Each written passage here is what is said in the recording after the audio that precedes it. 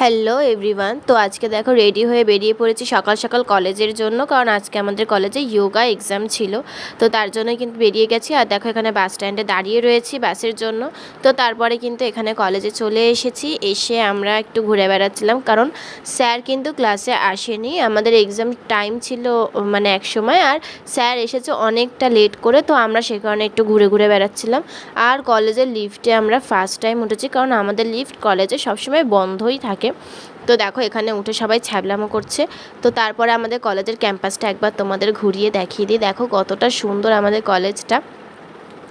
তারপরে ক্লাসে গিয়ে দেখলাম স্যার তখনও আসেনি, তাই আমরা একটু বেরিয়ে পড়েছি কলেজের ভেতরটা ঘুরতে দেখতে, কারণ কলেজে আমরা এখনও অর্ধেক জিনিসই চিনি না, যেহেতু বেশি আসিই না কলেজে।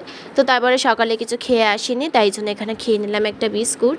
আর খুব গরম ছিল, তাই বসে বসে কিন্তু এখানে হাওয়া খাচ্ছিলাম।